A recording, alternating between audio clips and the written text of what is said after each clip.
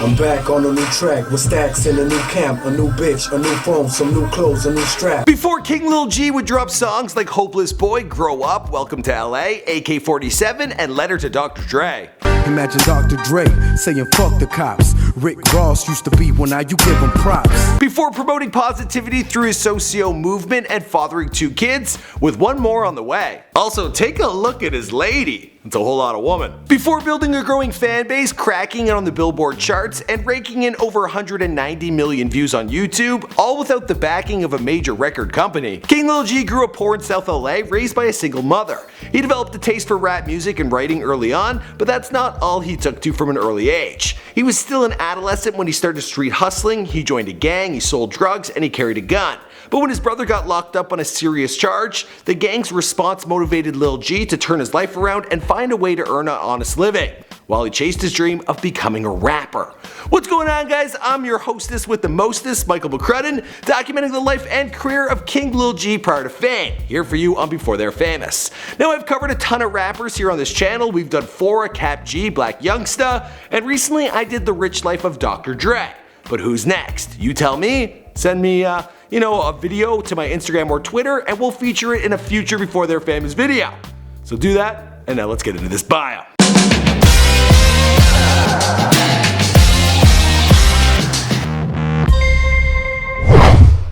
I think girls like it. They love the fact that other girls are like they like that. King Lil G was born Alex Gonzalez on July 30th, 1986, and grew up in Inglewood and Southgate, California. He also spent years living in Compton, and not surprisingly, well, he grew up listening to music coming out of the West Coast hip-hop scene at the time. The first album he ever owned was Doggy Style. He also cited Eazy-E, Dr. Dre, and Tupac as early musical influences. The 90s Compton sound would also become a major influence on his own music, and it's also no surprise that he would eventually decide to pick up a mic. He told LA Weekly, "Ever since I was a kid, I've been very outspoken, voicing my opinion and trying to spread a message of common sense. My grandmother always told me it was because of where I come from." According to family legend, he's a direct descendant of the Mexican revolutionary Emilio Zapata. Alex's dad left the family around 1999, and from there on out, well, he was raised by a single mother, and money was tight. G paints a portrait of himself at the age of 14 in his song, Hopeless Boy. Fake smiles through the whole winter. I was cold, wearing old clothes and socks with holes in them. His father was no longer a part of his life, but he did have 2 older brothers to help guide him. Unfortunately, the boys didn't always walk the straight and narrow. At the time, young Alex was already affiliated with gang members, selling drugs, and carrying a revolver. Motherfucker, I had guns in my mother's closet. The day she called me, teardrops started falling. As early as 12, he was penning his own lyrics as a means of self-expression. He told XXL, "I think boredom made me start to write. I needed to express myself and what's going on with my family. Gang shit going on. Me going through the alley and seeing graffiti in old English letters and motherfuckers tatted on their face. I felt that I couldn't express this to my family, friends, nor my teachers at my school. I couldn't tell them this kind of shit. I felt music was my only way." But at this time, no one was taking his rap career seriously, as his life was heading in a different direction. After joining a gang, he dropped out of school and got incarcerated. Eventually, Alex would become determined to escape the street life after his brother got a serious sentence of 32 years for attempted murder. He said, "When he went to jail, I was like, okay, what happens now? A medal? Love from the homies? But he got forgotten about. People didn't write, people didn't visit, no support system." Gradually, he began to distance himself from the gangs and sought out legal ways of making money. He worked odd jobs, including working at an urban clothing store. He also started to double down on his rap dreams, under the moniker Lil Gangster. He released LA County's Most Wanted in 2004 and followed this up with Underground Chapter 1 in 2006. That year, he also released a music video on YouTube called Sending This Message. The way you make me feel when you give me them soft kisses to give me the chills. For real, your soft touch can reveal so much of what feels. Love when it's real. The song would eventually be included in the Blue Devil Part 2 mixtape released in 2011, but we're not there just yet. First, he released the original Blue Devil mixtape in 2008, followed by Hood Money in 2009. And during this period, he was going by a new stage name, Lil G, as he was beginning to leave the gangster world behind.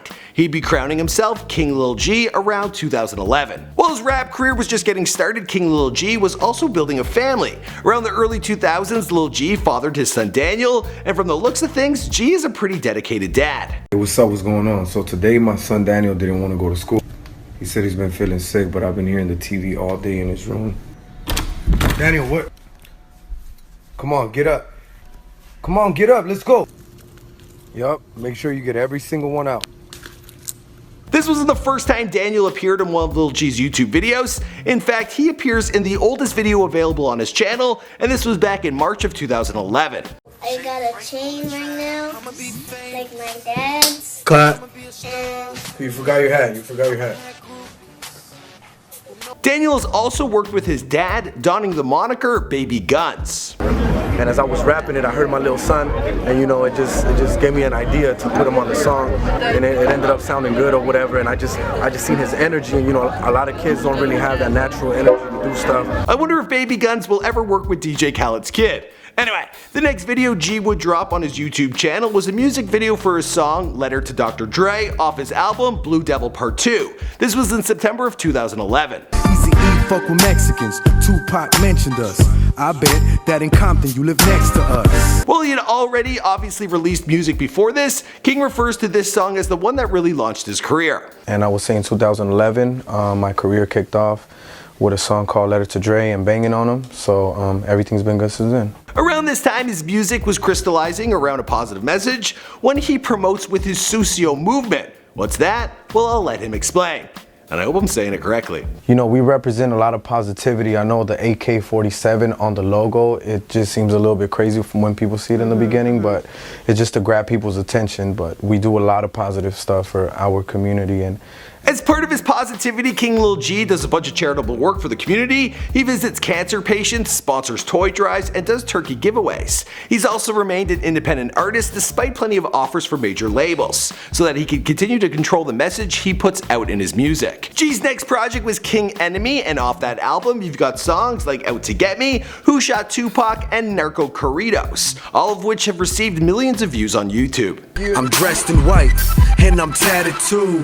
Visions of all my ex-bitches loving my attitude. Next, he would release Lost in Smoke, featuring hits like Welcome to LA. The city, they standing behind me like when Kobe Bryant first got that ring. I'm in that 310 Wilmington, about to get my body tatted. The project would hit number 40 on Billboard's top R&B and hip-hop albums chart, and he would follow it up with AK-47 Boys in 2014. That release included songs like AK-47 and Hopeless Boy, featuring David Ortiz, which at the time of this recording has amassed over 30 million YouTube views. That eviction notice on my door made me hustle drugs. I see my mother crying, 1999. My father left us behind, my feelings empty inside. 2015 would see the release of 90s Kid, his highest charting project yet. It hit number 16 on Billboard's R&B and hip hop and included the track Grow Up, which was another massive hit on YouTube, receiving well over 20 million views. Murder was the case, my uncle called a case. My grandmother stressing out, I could feel the pain. Around December of 2015, he would discover that he had another son, Max,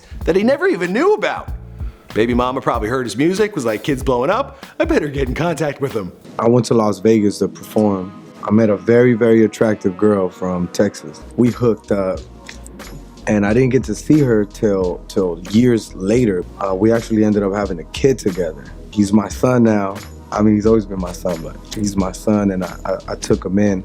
I think it was very serious and important for me because I come from a broken home. On December 30th, 2017, he posted this picture with his girlfriend, Kimberly Michelle, and captioned it, "My little daughter growing in that tummy." So it looks like he's got a baby girl on the way as well. Also in 2017, King Lil G released Blessed by God with songs like LA Vibe, Kennedy, and Time Capsule. In 2018, he's already dropped a new music video on YouTube called Freestyle, but I'd be shocked if it was actually a freestyle. You gon' have to shoot me, you suckers can't recruit me. These rappers with that rainbow hair, that shit is fruity. In the future, King Lil G has plans to try his hand at film directing. He also told XXL in 2016, "My goal in hip hop is to do a song with the greatest rappers. I want to do a song with the greatest storytellers like J. Cole, to do the song with the best. I want to do a song with Talib Kweli. 2, I like him a lot. I want to do a song with whomever from the Wu-Tang Clan, Mobb Deep, and definitely with Snoop Dogg. Snoop is the originator of our sound. He's what we're all trying to sound like, and that's the truth. Another plan he had at the time? I have a plan on doing weed festivals. God permits it, I want to do weed festivals and I want to do more music with Harry Fraud. As for the rest of the story, well, you can find it in his music